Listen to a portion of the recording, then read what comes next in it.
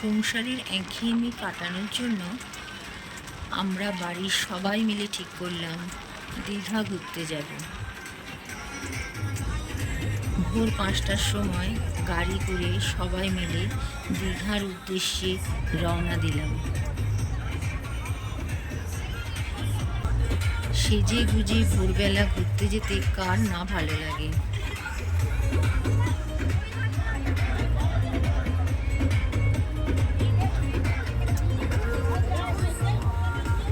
আমাদের গাড়ি ছুটে চলেছিল দীঘার উদ্দেশ্যে।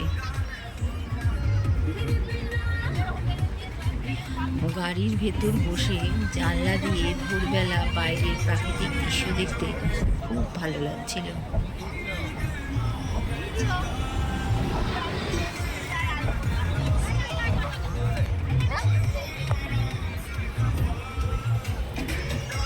গাড়ির ভেতর হইচই, হাসি, গান, নাচ লেগেই ছিল।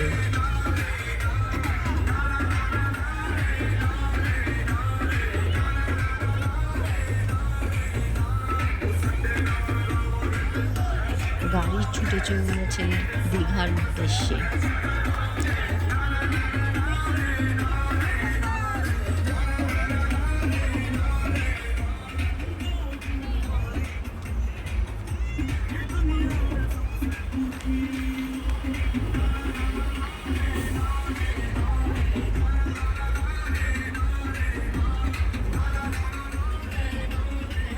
আমার জায়ের মেয়ে আনন্দে গাড়ির ভেতর খুব নাচছিল।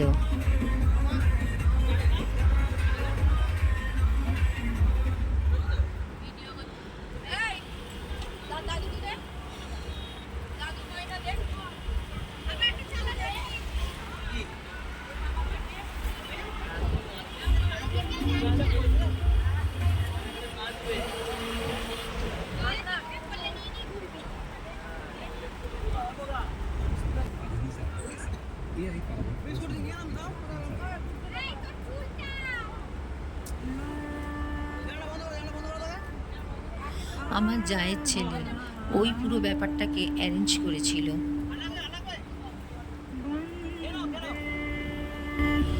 আমার আর এক জায়ের ছেলে গাড়ির সামনের সিটে বসে হাত নাড়ছিল।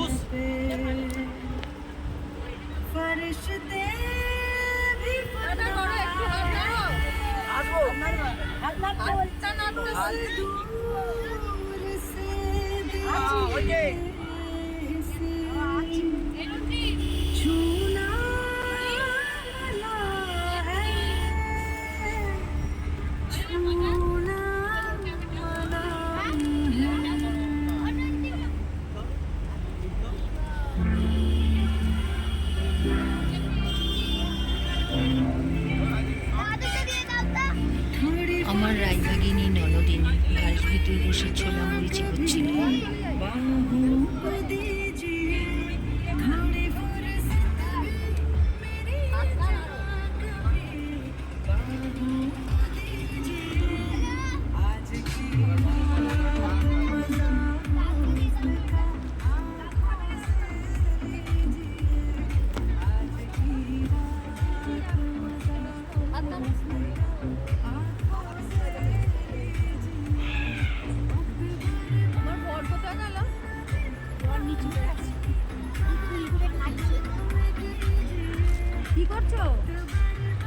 আমার প্রতিদেব গাড়ির পেছনের সিটে বসে হাত নাড়ছিল আর লাগেজ দেখাশোনা করছিল।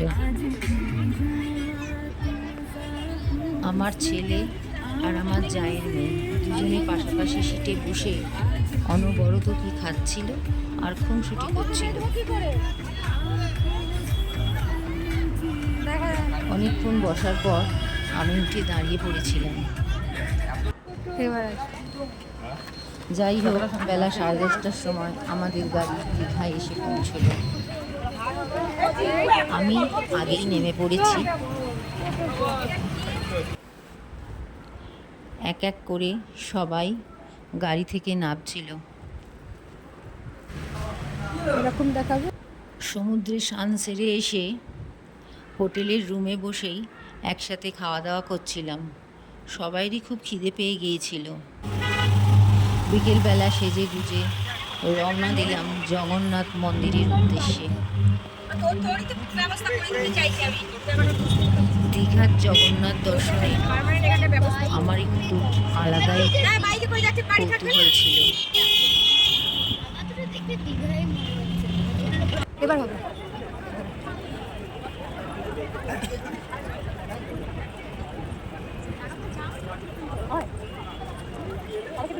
মন্দিরের ভেতরটা প্রচুর আলো দিয়ে সাজানো ছিল। আমি তাড়াতাড়ি করে হেঁটে যাচ্ছিলাম লাইনে দাঁড়াবো বলে, আর আমার পেছনে আমার বাড়ির সবাই ছিল।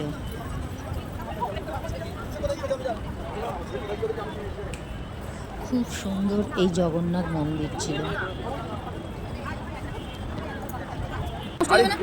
ঠিক আছে ঠিক আছে, ঠিক কর না।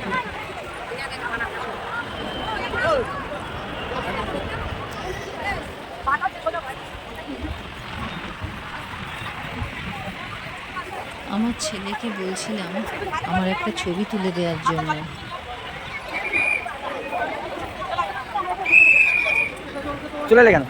যাই হোক, ছবি তুলে জগন্নাথ দর্শনের জন্য আবার হাঁটতে শুরু করলাম।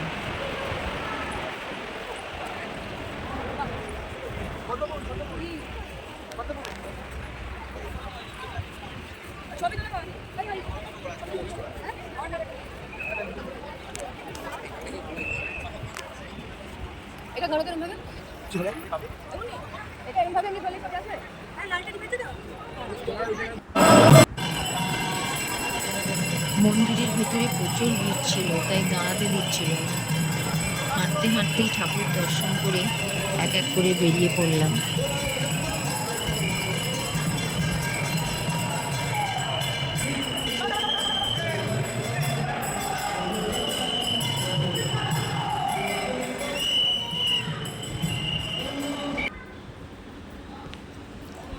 পরের দিন সমুদ্রে স্নান সেরে হোটেলে খাওয়া দাওয়া করছিলাম সবাই মিলে একসঙ্গে।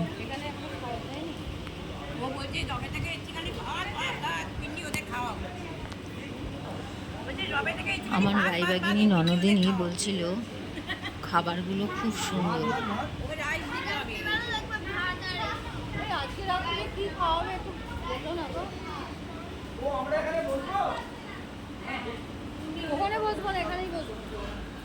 আমার জায়ের মেয়ে স্নান সেরে মাথায় গামছা বেঁধে খেতে বসেছিল।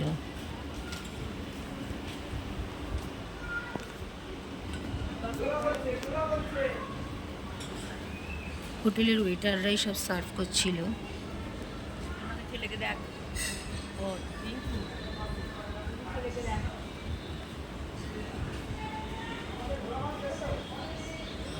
আমার বড় যা মনোযোগ সহকারে খাচ্ছিল, তাই কারোর দিকে তাকানোর সময় ছিল না।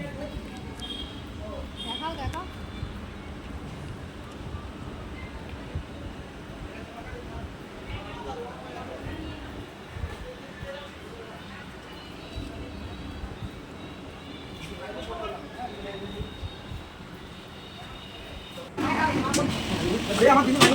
আমার বর আর আমার ছেলে একই টেবিলে খেতে বসেছিলেন। খাওয়া দাওয়া সেরে বিকেলবেলা ঢেউ সাগর পার্কের দিকে রওনা দিয়েছিলাম। যখন তুমি পিছনে করবে পিছনে গিয়ে তখন সামনে আসবে। এই তো হচ্ছে না, আমার তো শুরু আসছে সামনে সামনে থেকে পুরো বডিটা তো। ও এনাকে ব্লক করে দিচ্ছি।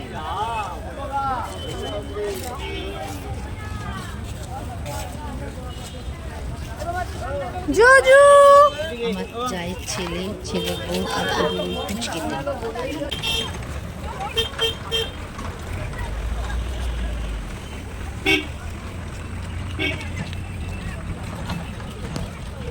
সবাই যে যার মতন পার্ক ঘুরে দেখছিল।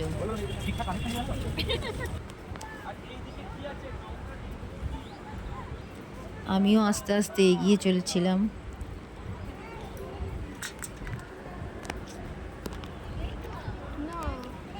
বিরাট বড় পার্ক। পার্কের ভেতর ছিল টয় ট্রেন আর নানান রকম খাবারের স্টল। এই তোজু, হাই।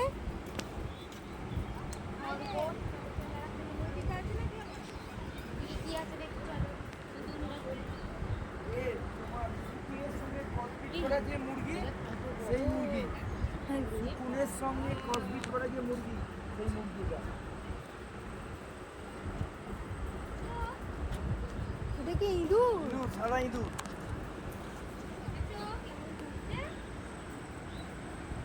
এটা বাঁশবাগান, এটাকে দেখো বাঁশবাগান, এই যে বাঁশ গাছ।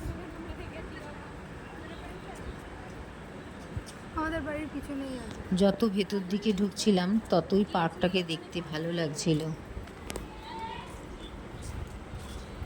কত আলো দিয়ে সাজানো ছিল এই পার্কটা।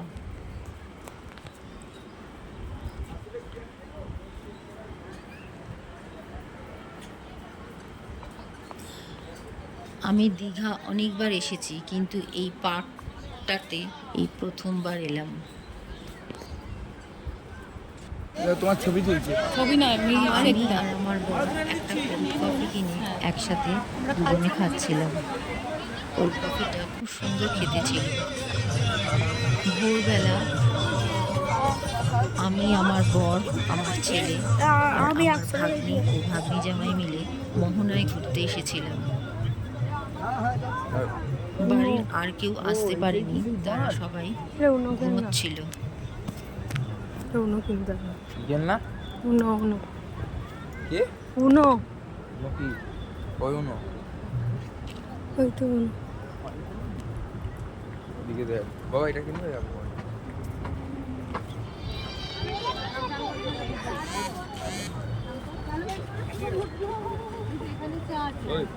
হ্যাঁ। সুন্দরবন।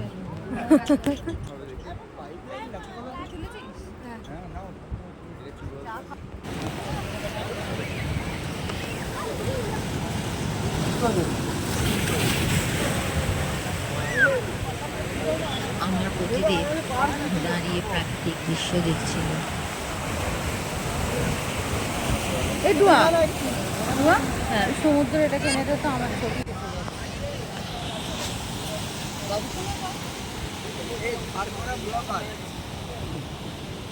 সমুদ্র, এই দু সমুদ্র বাবুসোনা কয়। ভোরবেলা শিবিজে অনেক লোক সমাগম ছিল। ওই দেখো, ওইখানে দেখো না, ওই যে স্নান করতে গিয়ে গেছে দেখো, কালো মাথা। না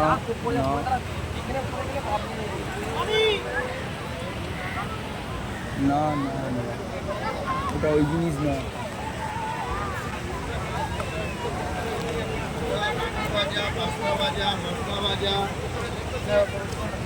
ঝাল মশলা পাপড়।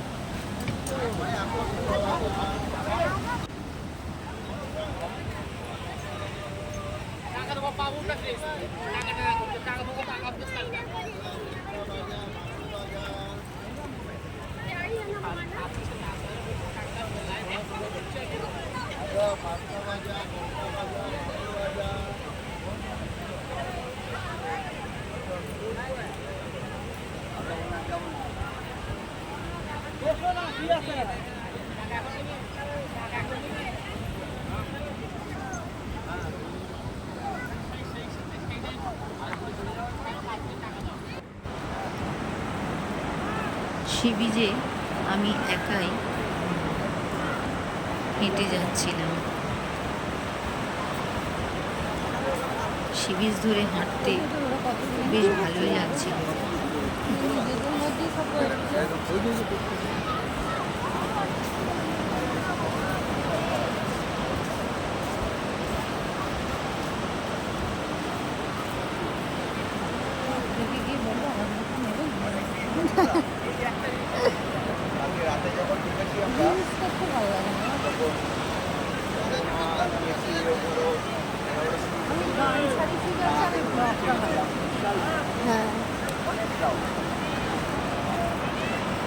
হাঁটতে হাঁটতে অনেকটাই চলে এসেছিলাম আমি একা।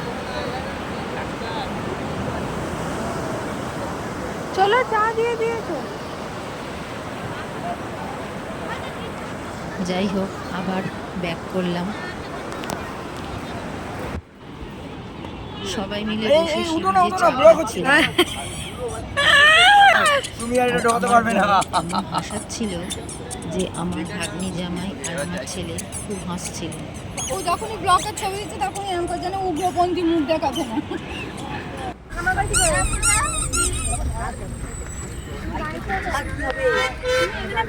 রাত্রির বেলা রাত 8:30টার সময় আমাদের গাড়ি রওনা দিল বাড়ির উদ্দেশ্যে।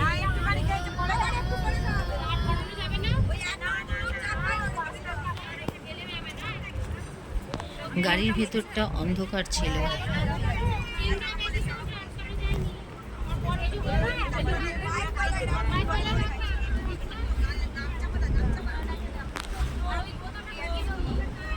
আমার যা জল খাবে বলে ব্যাগ খুলে জলের বোতল নিচ্ছিল।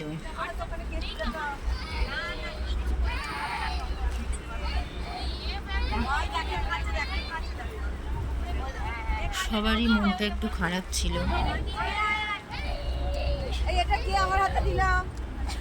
তাই গাড়ির ভেতর যে যার সিটে সবাই চুপ করে বসেছিলাম।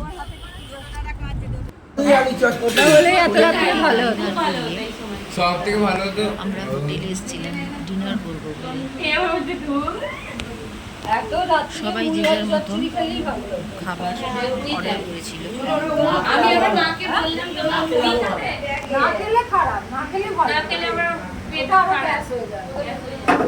সব থেকে ভালো ভাত আর দই। আমি আর আমার বর ভাবছিলাম আমরা কদিন জোরে যা খাচ্ছি, এরপর এটা ভালো খাবার এলে ভালো হয়। খাওয়া দাওয়া সেরে আবার গাড়িতে ছুটে চলেছে বাড়ির উদ্দেশ্যে। ব্লগে কি হয় মানে কত তোমার সব ফেরার সময় কারুর আর নাচ গান করার মতন ইচ্ছা ছিল না,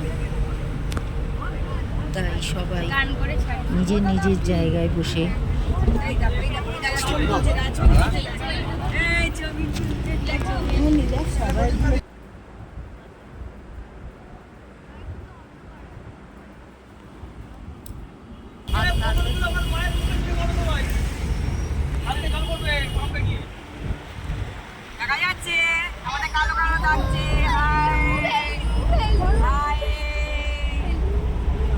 আমাদের গাড়ি যখন বাড়িতে এসে পৌঁছলো তখন বাজে রাত 2টো।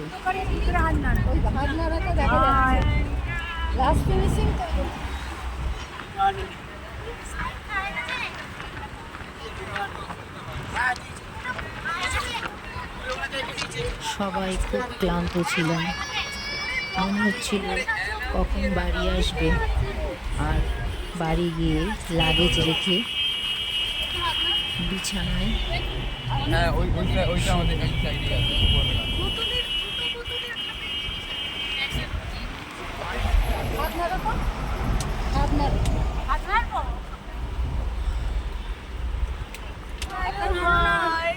যাই হোক, ভিডিওটা এখানেই শেষ করছি।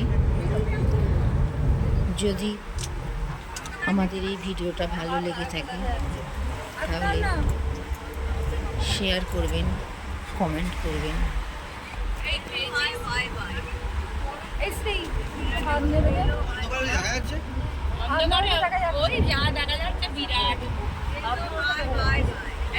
সবাই ভালো থাকবেন, সুস্থ থাকবেন। টাটা।